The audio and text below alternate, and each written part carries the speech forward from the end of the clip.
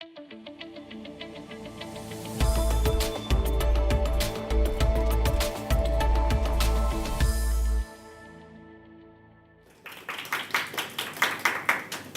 want to welcome everybody. I want to thank Mary for organizing this. I want to thank Ashley for making her facility available.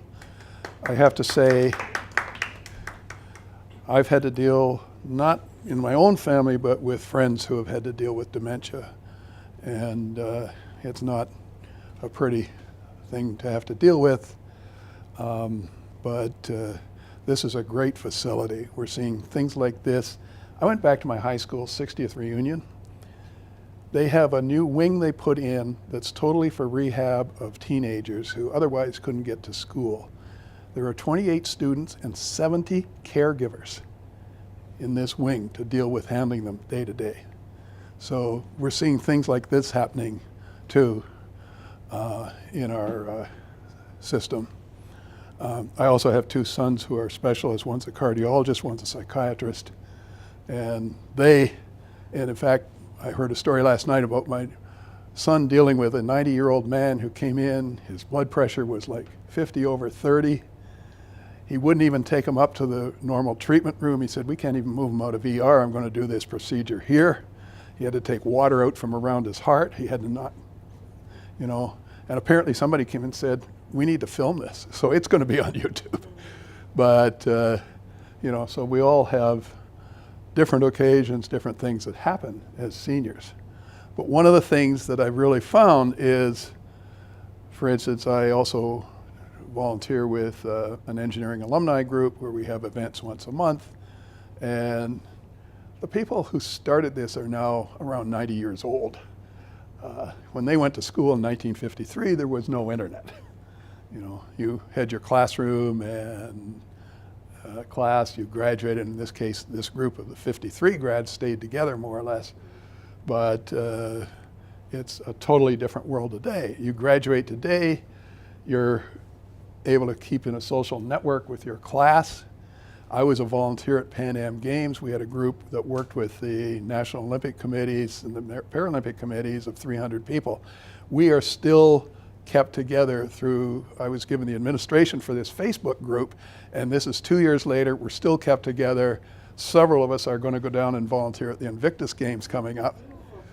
I'm just giving you some examples of how the world has changed, and you're going to see some of this as I go through as well. The first session here, let's sort of start. I want to give you an idea of sort of the infrastructure that sort of you have to have before you have an internet. I should say internet grew out of technology developed in the US military system. They had a network called ARPANET. And then the next thing sort of that happened is there's a research facility in Zurich called CERN, which does high energy physics. And there's a research facility at Stanford called SLAC, Stanford Linear Accelerator. And I did a master's degree in that field. I know how much data gets generated. And CERN and Stanford wanted to share their data. And it's huge tons of data. And so the link from CERN to Stanford was the first sort of internet link outside the defense system. And Stanford, I did the tour of SLAC during one of my son's graduations there.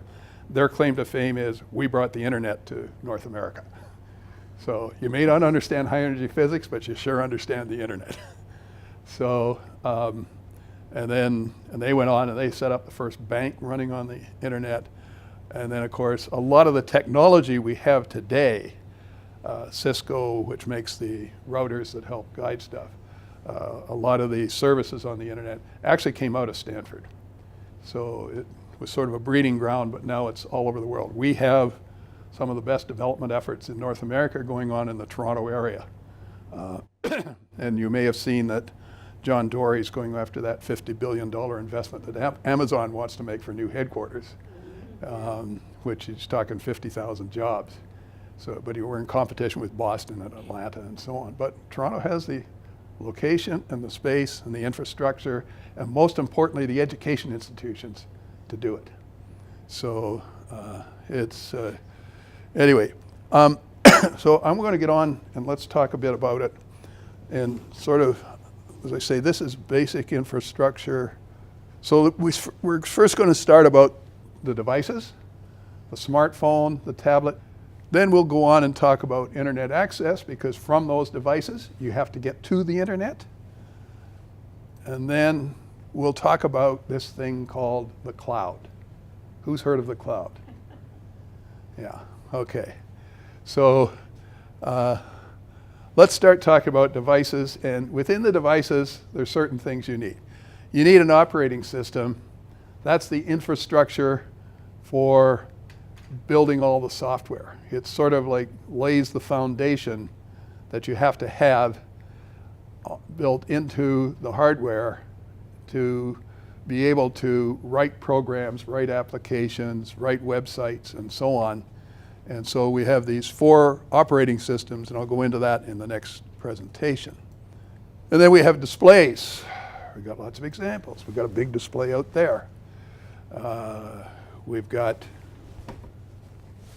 the display on my wife's iPhone, or the display on my own phone, which is hard at work trying to do something here, or the iPad display, different sizes, and my MacBook display. And then if you have a computer at home, some designers and artists, they have a 27-inch display. So, but the display is a key part of everything, because if you can't see it, you can't work it. And then we're going to talk about some of the devices. And I mentioned cameras here because how many people take photographs with their smartphones? How many people have smartphones? Just one? Is that smartphone, iPhone? Yeah. That's how much it is. That's a smartphone. That's a smartphone. All the phones today are smartphones pretty well. So how many people take pictures with them? There you go. It gets addictive. You don't have to pay for film. You don't have to pay for developing. You just have to go to Costco to get them printed out. Well, here's the real example is when I was volunteering at Pan Am Games, I had a BlackBerry Passport at the time, and I have a Canon camera. Guess what? I learned it's much easier to carry that passport in my shirt pocket and take pictures than lug this camera around, especially with all the other things I had to do. And at this point, I made a decision. I broke my camera 2 months ago at Edinburgh Castle, and I came home and said, they want $149 to fix this. For $199, I can get the new phone I want, and it'll have almost as good a camera. And I went for the phone for now. And then they have this thing called memory. There's something called the RAM, which is sort of solid-state memory built in, and sort of has 2 purposes within the smartphones. One is to store your programs, and the other is to handle on your phone the data that you're dealing with at any given time. But they all need an engine to drive the whole thing. So we have this thing called a central CPU, or a central processing unit, or a processor, and those are things that come from people like Intel, Qualcomm, and AMD, but they're, the Intel processor is what really made it possible to build microcomputers 30 years ago. And I was selling graphics plotters at the time, and we had one that had 3 Intel processors inside it to drive this plotter. And it made the engineering and development much less expensive, and made for a much more reliable machine. But it's that processor that determines things like how fast things work, how quickly things bring up. It drives the graphics to your screen. It goes in, and I'll talk about some sensors in these, but it picks up your accelerometer, your GPS, and so on, and processes that into the data in the program. That's all going through the processor. So, and then finally, of course, important is the power source. Obviously, a laptop, a desktop can be plugged into the wall, especially a desktop, that's your only option. But one of the biggest issues with smartphones and mobile devices is battery life and charging. So somehow you still need the electrons to be driven in from our power utilities and so on. Okay, let's move on. I'm going to talk. So the access comes through our service providers, and yeah, I've got the graphic there for a few, but that'll come up again in another slide. You get, when you go out to a service provider at home, you get a modem. And in fact, more recently, you get a modem that's got a router built in so that you don't have to buy this separate box so that you can have multiple devices on your home network. And the modem obviously brings in your signal. You can send the internet connection through what's called an Ethernet cable to your computer. Mostly it's just desktop PCs that need that anymore or have that ability anymore. Or you can also set up a Wi-Fi network within your home. And that means, and I'll be talking later about how we're less and less we're seeing cables, but that means that you can put devices on your home setup that can connect to the internet. And probably at our home, we now have about 12 devices hooked up, and I'll cover what that entails later. I'm going to talk about coverage and wireless in some other slides. So what I did here is, because you're in the Southern Ontario market, is just try to give you an overview of who the players are and some of the differences. Rogers and Bell, okay, they're national. They offer everything. They have wireless networks. They have their cable and fiber networks that come into your home.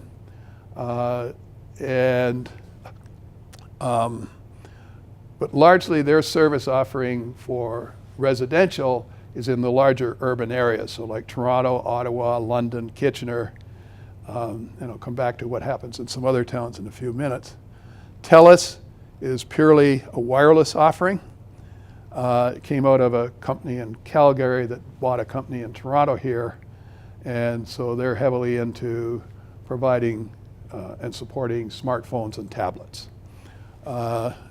Now, notice I said cell towers, and you'll see a comment in a moment why I say that. Cogeco is the second largest cable operator in Ontario and Quebec, but they're in a lot of the smaller cities and towns. You'll see a map in a moment, but they're like in Burlington and Oakville and Hamilton, Chatham, not in Kingston, but some of the Brockville, for instance, on the St. Lawrence River. So they're a big cable operator.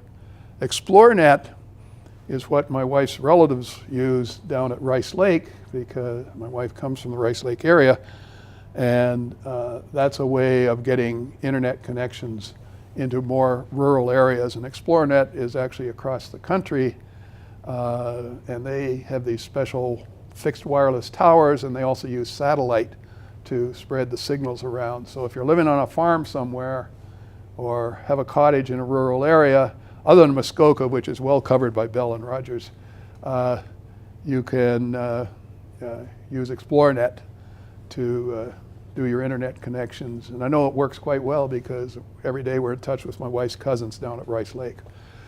I mentioned Bruce Telecom as an example. In southwestern Ontario, there are like 15 regional independent telephone companies, and they needed a reason to continue to exist. And they've actually been very proactive in getting something called fiber. If you can get fiber into your home, the capacity for what can be sent down those lines goes up several orders of magnitude, okay?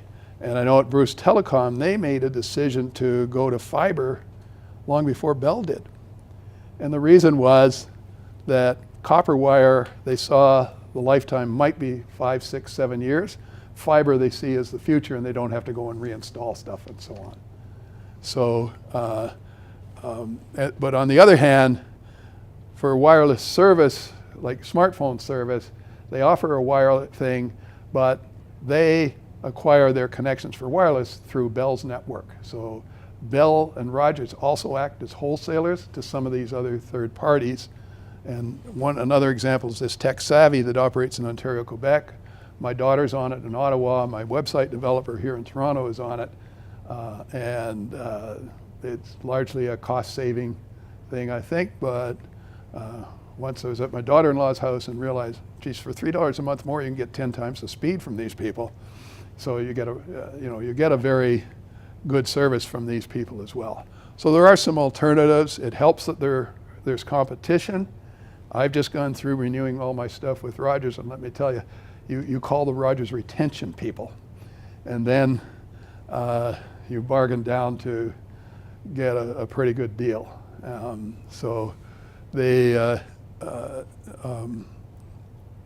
But those are the major players.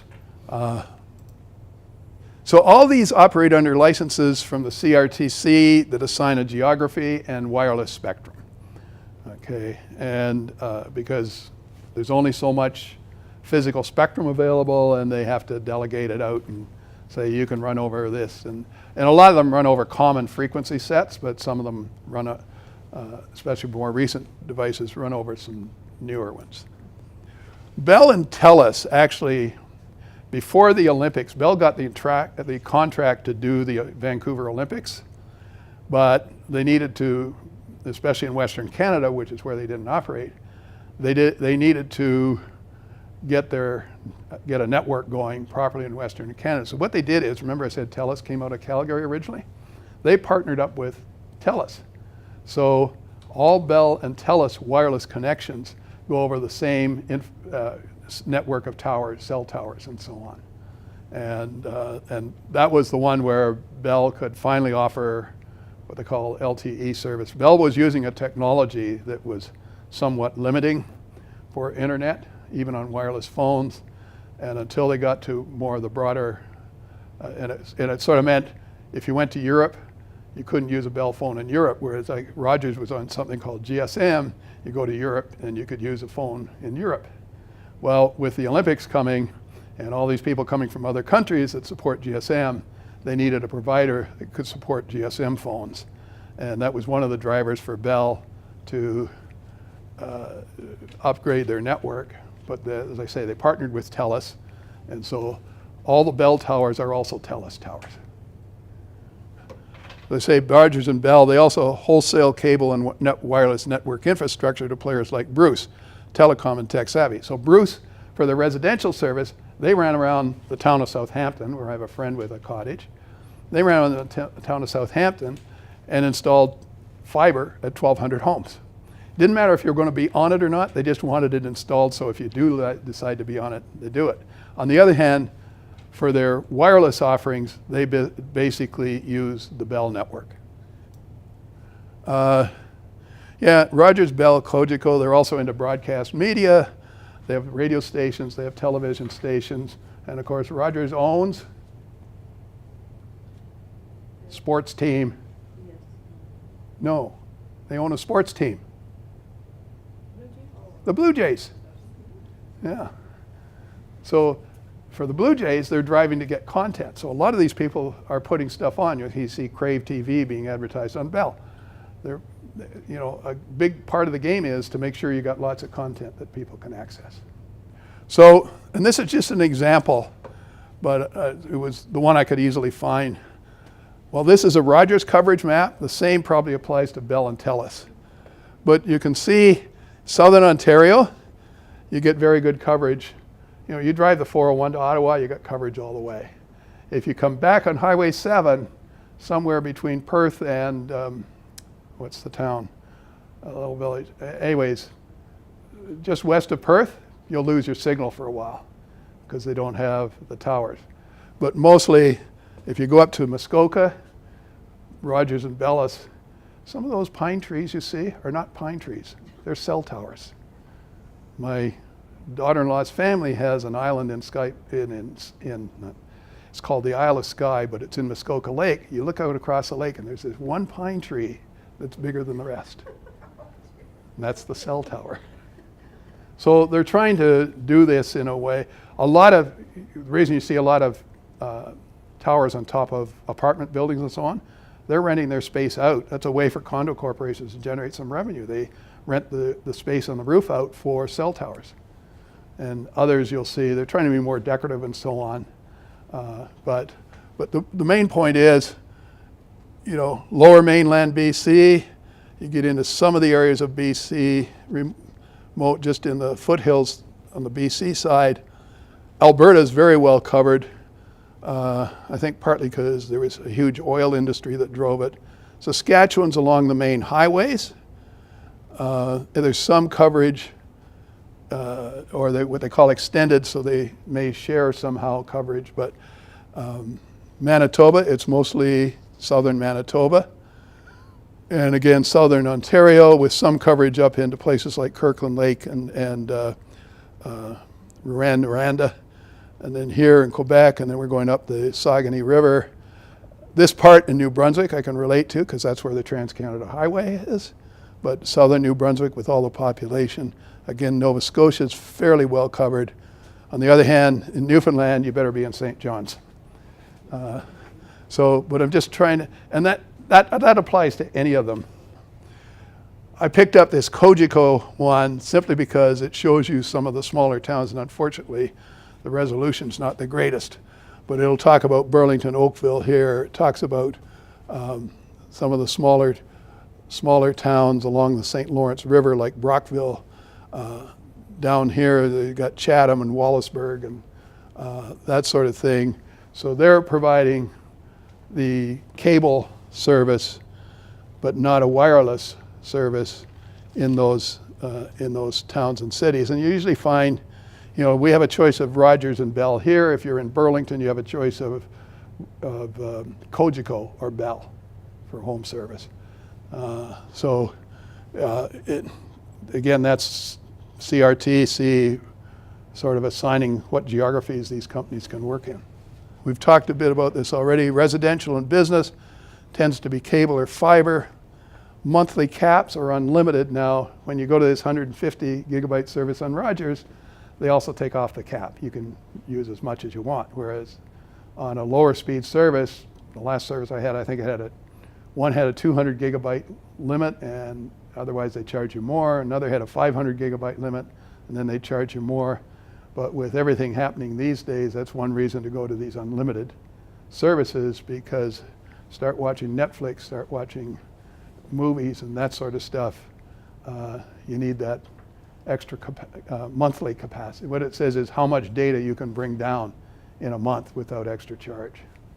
And what you can get is bundles comprising cable TV, internet, and phone.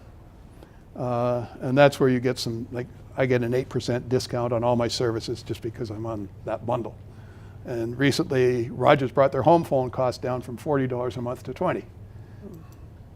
So the wireless carriers, terms you might see are 2G, although that's pretty well gone away.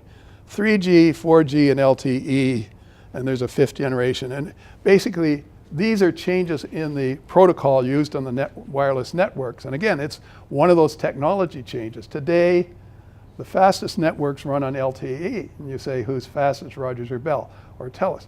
Guess what? They'll run on LTE. Okay? But sometimes you'll be in an area where you'll see it's, you might see instead on your phone, instead of LTE, you might see 4G or 3G. CRTC 2 years ago told the cable operator or wireless operators the max time on a phone plan is 2 years. It used to be they ran them for 3 years. And they also said you have to do something which is called take it off being locked to a particular network. So this right now is locked to Rogers. It won't run on the other networks unless it's a roaming partner. But at the end of the 2 years, they have to take the lock off so it can be on any network. And roaming. This is where some significant costs have come down. So when I did that trip 2 years ago, I had a special arrangement. I had a special SIM, and I could pick up internet all over Europe, and it didn't cost me anything because I was going to be writing about the product and so on. At the time, I looked at all the data that I had brought down through that SIM, and we were running iPads off it, we were running a computer off it, and so on, because you can turn your phone into a wireless Wi-Fi point, okay? And I downloaded something like 12 gigabytes of data. I went back and looked at what Rogers would have charged for that. It was $6,000. Today, in June, we were 2 weeks in Europe, and my total cost, regardless of the amount of data, was $100. And because Rogers has, one of the things that new person from, or that CEO that was in for a while, they just replaced him recently. But one of the things he did is bring in plans on Rogers so that if you go to the States, it's $5 a day for roaming, and it caps at 10 days. So if you're there for 17 days, it's still only $50. We were 17 days in Scotland and Ireland. It's $10 a day in Europe, and it caps at 10 days. So our cost was $100. So in fact, when I got my bill, it listed, it said 10, 10, 10, 10, 0, 0, 0, 0. So the roaming charges have come way down. That was one of the last big bastions. There's also something going on within the European Union, because they were having problems in the European Union. Every different country you went to, they said you were roaming. That's all being consolidated, and roaming charges actually, I think, are going to go away in another year. Here's this thing called the cloud. This is the last slide. So the cloud is all the information, all the data, all the people on the other end, and so on. It's where everything is stored now. You want to go to TripIt and have your travel itinerary in it. It's stored out in the cloud. That means I can set it up in my PC, and then I can go and look at it on my iPhone when I'm traveling. But Google, Kayak is a travel site. Travelocity is another one. CNN News, other news media, search, that's all one aspect of the cloud. And then communications, social network, voice and video chat, conferencing, things like Facebook, Skype, FaceTime, Wire. This is Facebook Messenger and Twitter. They're all, you know, if I go to Facebook, the only thing that changes when I go from one device to another is that my news feed might change because my news feed has changed. But all your messenger apps are on all, messenger messages are all on all these devices, and so on. I'm going to talk again more about that in the, what do you call it? But the point is, all those are web-based services. Facebook is having to, they're putting a whole server farm somewhere up in Washington to deal with all the traffic that they have. Okay, and those server farms are the back end of the cloud. And finally, entertainment, YouTube, Spotify, sports, that sort of thing, iTunes, they're all out on the cloud. So the cloud is this place that has everything. Think of it as, in some sense, a mass archive for the world, a mass information system, a mass communication system, but that's what's meant by the cloud. And we've seen this more and more, even the bank services. I had some involvement with TD Bank when they were first getting set up on the web. And initially they sent you an application that you could run on your PC, and then they transferred to a web-based setup. And I knew the person setting this up. And one day I couldn't get on. So I sent them an email. I get this email back. Why did I just spend $2 million on a certain piece of software so this wouldn't happen? Because they were getting experience with TD Bank being accessible from the web. And now it also turns out, you know, there's TD Bank on here. You can have any of your banks on here. I have Royal Bank on here because I deal with something for my church. I used to have Bank of Montreal until we got rid of a condo that we had. But, you know, so the point is the cloud is sort of where all the information's at, where all the action's at, that sort of thing.